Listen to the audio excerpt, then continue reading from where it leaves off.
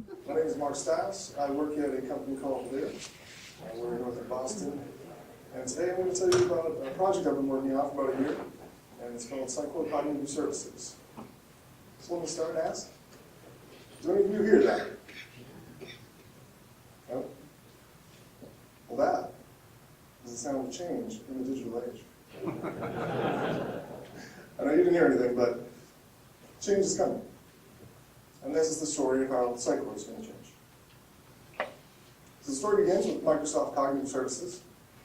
What I've been doing is working with some of the APIs that they've been releasing. So they've basically taken machine learning and put it on tap.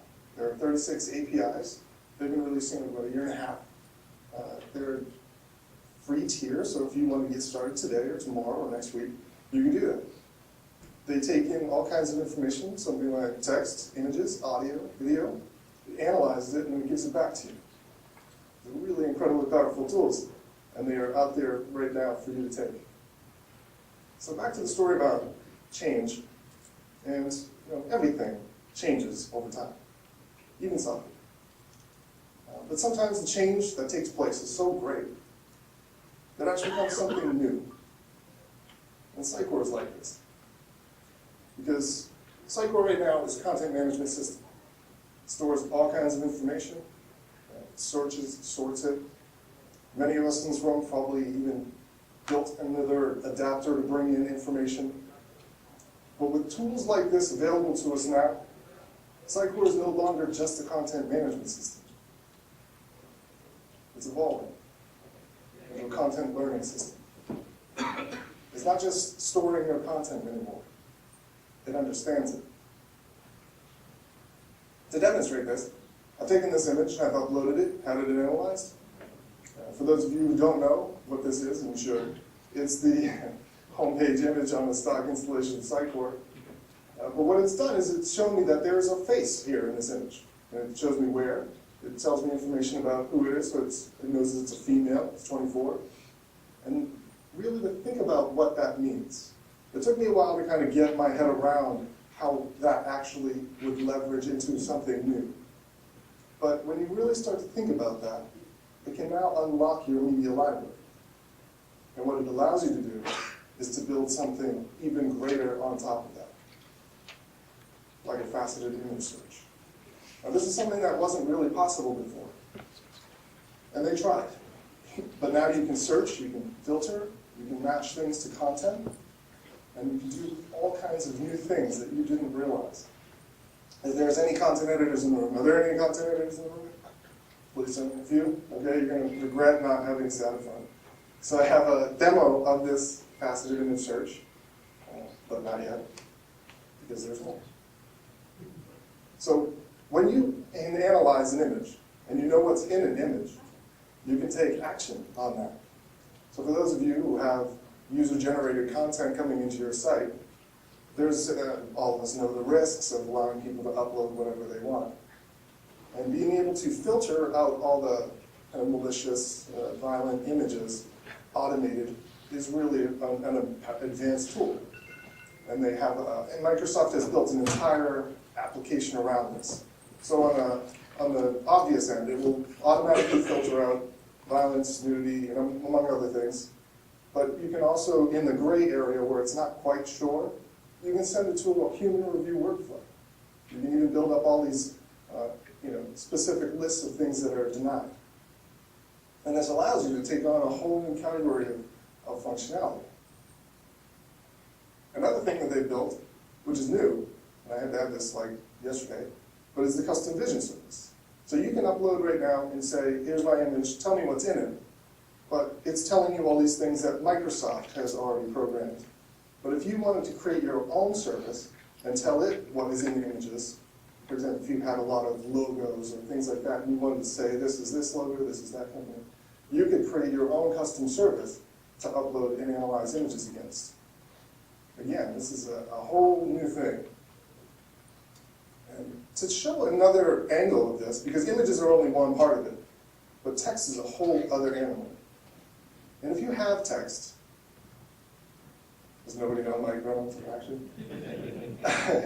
When you have text and you can analyze it, you can break it down into its constituent parts, and you know the difference between a verb and a noun, and you know when somebody is trying to verb a noun, like when they're trying to buy a book, you can then take action on that. And what this means is that you can build a higher level tool on top of that, like a chatbot. I know chatbots have a lot of hype, and I'm not going to add to that, but what I am going to do is going to give you a lot of practical ideas about how this can be used. So this is a chatbot, obviously, but if you really think about it, you can take this and apply it to your search box. So if somebody were to go in and type in, I want to buy a book, or this book, instead of just sending them to a bunch of articles that have, I want to buy a book in it, you can actually help them buy that book. And that's a whole sea change for users. Again, it has a lot of accessibility implications because for people who are disabled in any one way or another, they can interact with your site in a new way. And there's also one other thing. So Microsoft, they have Cortana, and Amazon has Alexa, and Sitecore now has Ola. Now Ola, for those of you who don't know, is actually one of the founders of Sitecore. And he's a lesser-known individual. I've never actually met him. And there's a lot of risks in naming something after a guy you've never met. But the stories I was told about him, he was kind of like this mythological character. So when you're trying to review a personality on a system, there's no better person than a folklorish hero. I also have a demo of this. But again, not yet. There's one. So one of the new things that I was in a panel yesterday, and the guy sitting next to me was taking advantage of one of the APIs that I've implemented, but I haven't done anything with. And what he did was he realized that there's a recommendations engine. You give it information about products, and you give it information about analytics, and it begins to extrapolate relationships. So you can say, on any given page, this is the product I'm looking at, give me recommended products. Or this is the user, recommend products for this user. What he did, was take this and extrapolate it further because it doesn't really care whether or not it's a product or any generic piece of content. And he built a content recommendation engine. I'm working with him and I'll try to get him to integrate this into this project. But this is a really powerful example of just like all these things that are available to you now with these APIs. So I'm not one to really dance around it. I really like to get into the demo because I don't want anybody falling asleep in the back. So who wants to see this demo? All right.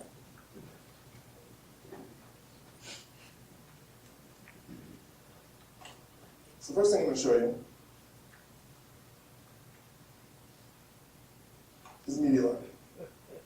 Just going to get a sense for how this works. So I'm going to go into in a folder here. I'm just going to upload an image.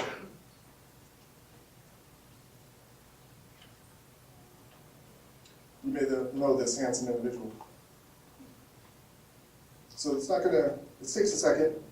I'm going to analyze it quickly just to make sure it gets it. So what I've done is I've added a few buttons here. And what these are doing is they're giving you the ability to kind of manage the analysis.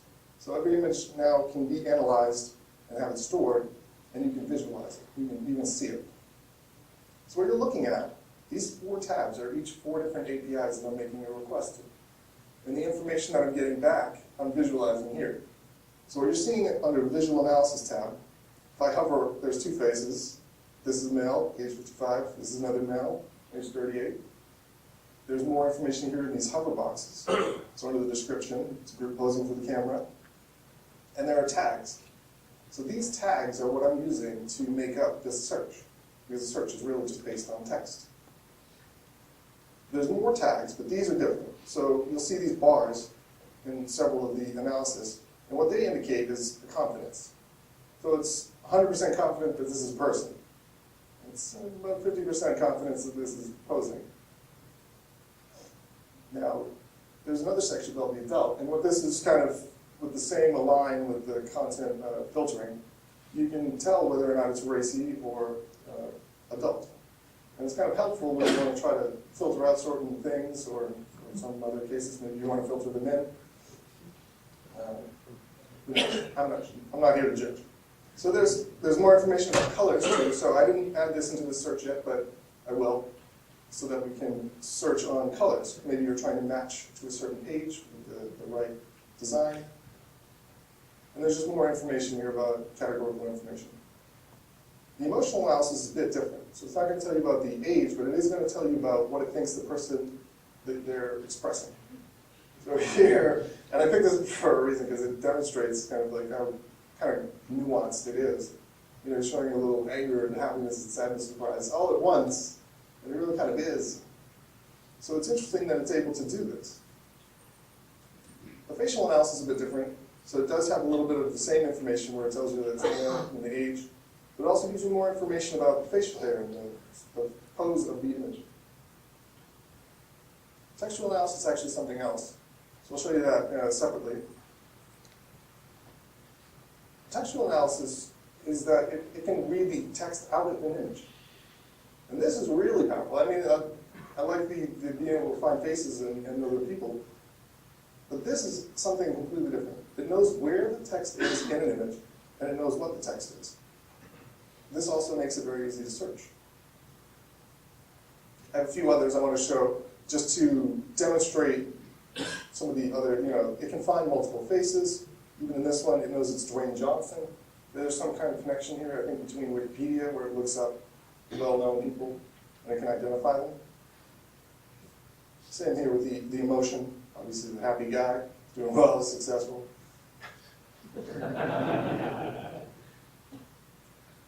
Here, I want to show the flexibility here on the emotional analysis, because you're not really quite sure until you try it out, right? There's a lot of marketing images out there. Everybody's smiling, so it's all happiness. But you're really going to want to find something like, will it know that somebody is sort of disgusted and afraid?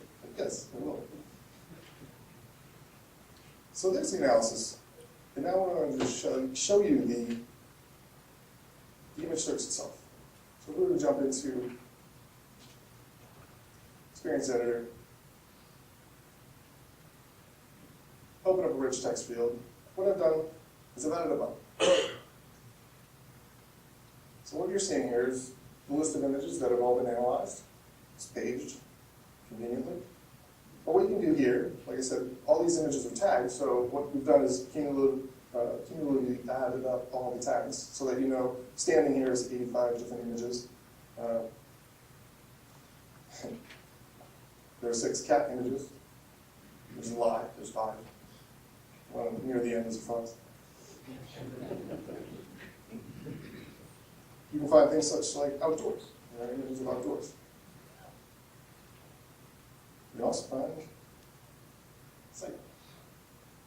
And when you really think about that, now if you have marketing images with text in them for whatever reason, they're not just locked up somewhere and you're like, where was that campaign? Where are those images for that campaign? Now you can find them. I'm assuming, of course, that the text is large enough for it to analyze, but if it is, you can find those now.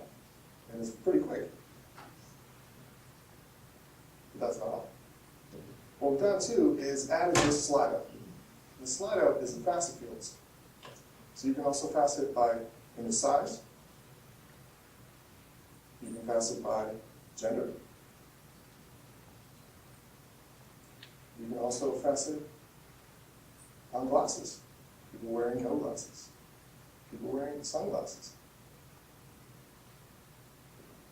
You can even facet by age, which are, I guess it's not a facet, it's a filter, but you can see how this works. This Casson's not going to be happy, he's one of the older fellows. So this is the image search.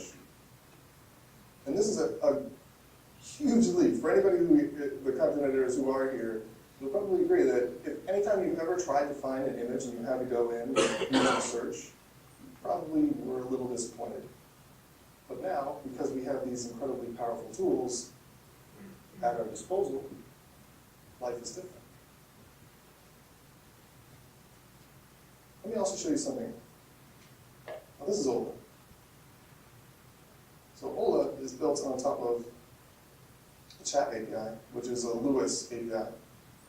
The Lewis is an entirely different application. So Microsoft has built this entire framework around being able to analyze text.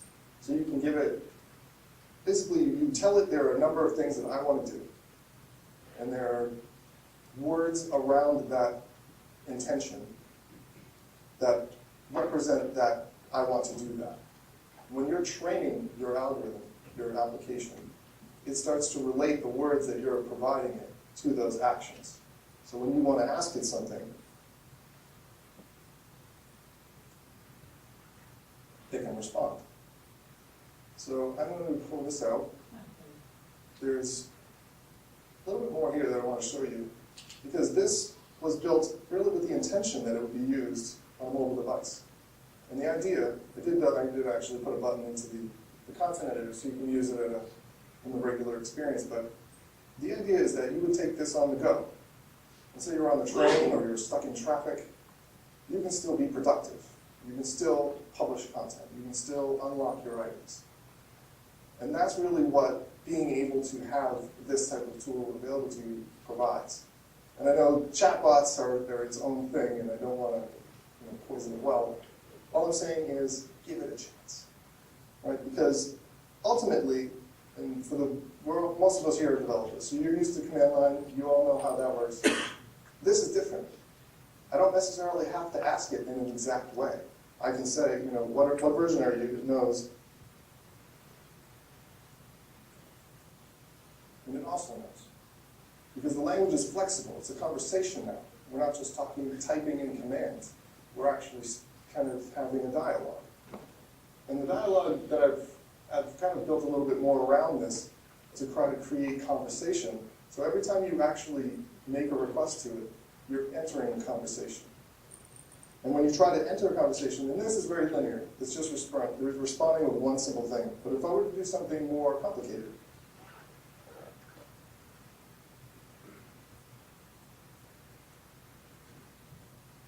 so it's going to start asking me for all the things that it needs. Because in publishing, it requires several different types of information to be able to do that. So I'm going to tell it I want to. Now it's going to continue to ask me for the next thing. Of course, if I don't follow up with what it wants, it's going to continue to ask me again. What you'll notice here, see that the web is underlined. It's a link. It's actually providing me options. And again, because I'm on a mobile device, I'm able to click on this by touching it. And I can continue to select it. Yes, I do. And I publish. I can also check my launch items.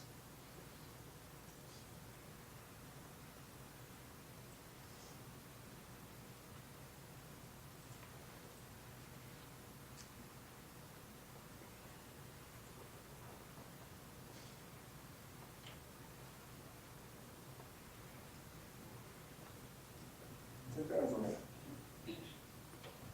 In the span of about 30 seconds, I didn't have to click anything other than a few links on the page. I was able to publish and unlock all my items. That's productivity. And that's exactly what I'm here to show you, is that these tools, in their raw form, you're not going to necessarily get this, but we can now build things that drastically improve our productivity. So this is the demo. I want to show you maybe one more thing, which is just, you know what? I'm going to leave it. That's good. I'm going to jump back into the slides.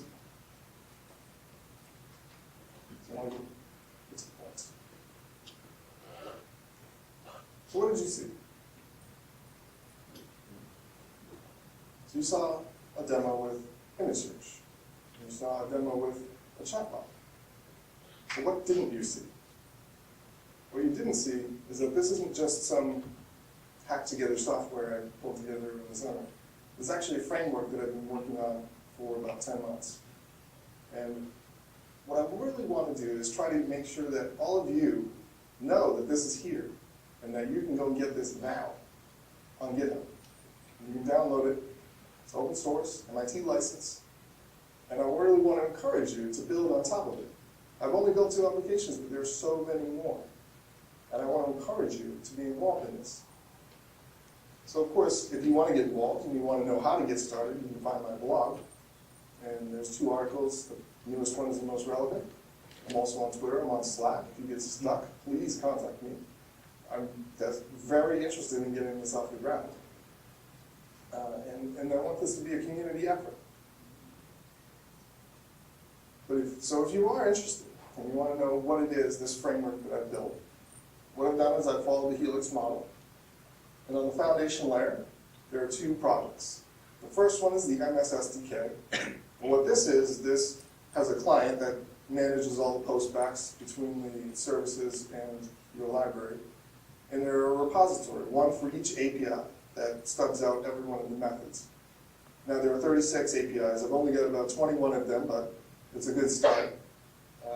But at that level, it's just a Microsoft library. You can take that and you can actually use it for anything. It doesn't have to be even Sitecore related. On top of that, though, so what I did is I added another SC SDK. And what this does, it wires in all the config values, all your keys, some routing to handle all the views that you're seeing, and it does logging. So there's the repository class, which connects to all the APIs, and then there's a service class that wraps it. So it makes the calls, if it fails, it logs it, and you know. In the feature layer, there are two applications, obviously. The chat is using two different APIs. One is to Lewis, and another one is the emotional analysis, so that it tells you whether or not a user is getting frustrated. Because if you're entering a conversation and you're trying to help a user and it doesn't know what it's trying to do, but the user, you can tell, is angry, at that point you can send an email. Maybe you want to offer them a coupon. You can do that. Image search is using, as the 4 tabs that I showed you, 4 different APIs. And that's how I'm managing all the search functionality. But those two individual things, they pretty much contain all the functionality that go into each one of those applications. If you are interested and you want to get started quickly, the project layer is where you want to start. Because this is where I basically created a sample code. So it's a mock website. So if you would launch Sitecore into your Sitecore installation and publish this on top, it adds navigation links, and there are pages that instrument all the different APIs. Not all, but most. And it shows you how to build the objects, make the requests, and when they come back, how to display them. That is your quickest way to getting up and running. It's also helpful to know where this project is going and what I'm working on right now, so that maybe you want to make your plans. So right now I'm working on this chat. That is kind of my focus. The image search is pretty much done. There's a few things I'm going to change, but the chat is really my focus. I think there's so many other things I want to do. I mean, the options, when it tries to respond and give you options, there's just one link. You click it. But what if you wanted to have the user select multiple? You want a checklist. So I want to enable these type of features, make it more robust. And then by the end of the year, I'm planning to have both of these ready to be released to the marketplace, so that you can download them and you can actually use them right away. Beyond that, I'm really looking for some conversations. I want to know what it is you guys think that we can do with this. So if you have ideas, come and find me. Maybe behind me here, and we'll talk about it. So if I've teased you and you're starting to salivate and you want to be part of this, there are so many other things that I haven't touched yet that I really think are incredibly valuable. And one of the things is transcription. You can take text and you can convert it into audio to either a man or a woman's voice, and they'll speak it back to you. Or you can go the other way where you have audio and it converts it into text. Now this has a huge implication for accessibility. Because for somebody who's either blind or is disabled their hands, they can now interact with your website simply by speaking to it. Now think about that. How many chatting websites do you know? So these are the things I think that are kind of on the forefront. But these ones, I think, are game-changing. So there's a lot of stuff going on here about commerce, Sitecore 9. But there are 6 different APIs that are in like an experimental, category. They're not ready for commercial use yet, but they will be. And what they deal with is location, events. They deal with routing and logistics. There's even one for gestures. So these type of things are going to take commerce and they're going to bring it, to an order of magnitude more useful. If you're dealing with warehouse and you're trying to move things around, or if you're trying to build the next Uber and you want to know what are the 10 cars nearest me, this is how you would do it.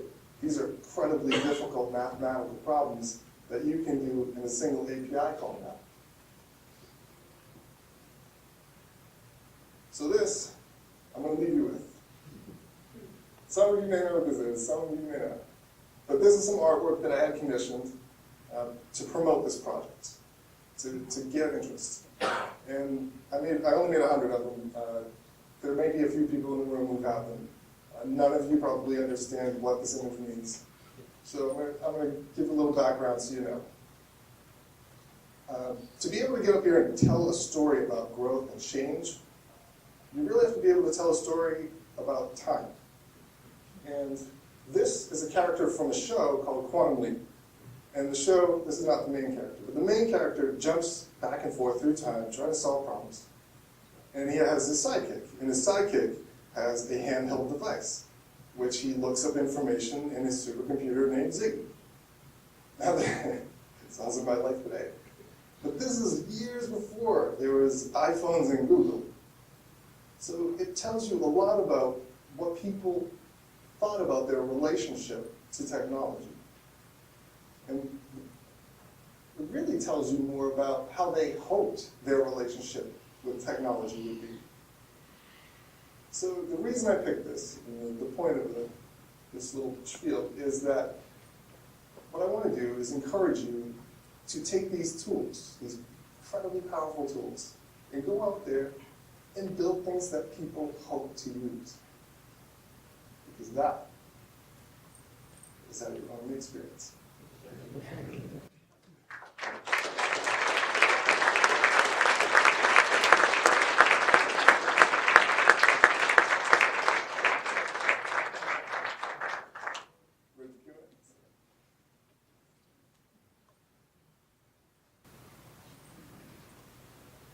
Thanks for that. That's really good. There's one component that I think is missing from this is semantic search. Have you any familiarity with Project Deep Dive? No. So what Project Deep Dive does is it reads text in a semantic way. So it's like hiring 1,000 BAs that run a machine AI sort of driven experience. You could take this and bake that in. It's from a project from Stanford Project. And applying that into Sitecore sort of experiences.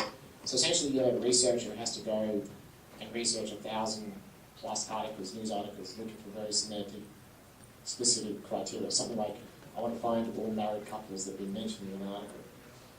So using Deep Dive and using this kind of capability, you can marry the two together and actually pull up all articles that have mentions of married couples, so based on semantics. Yeah, that's a perfect example. So this is just built on Microsoft's Cognitive Services.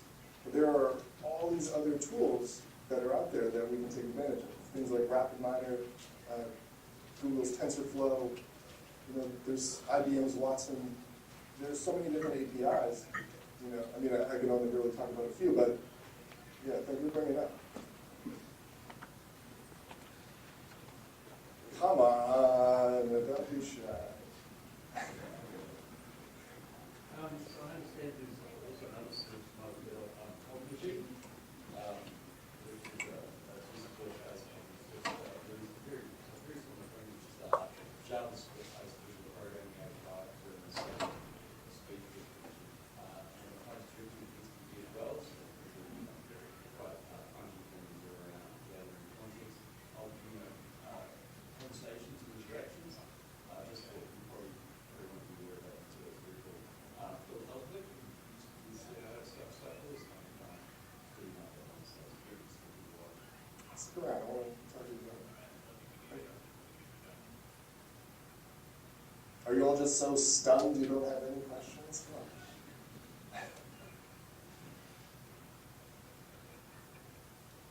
Anybody?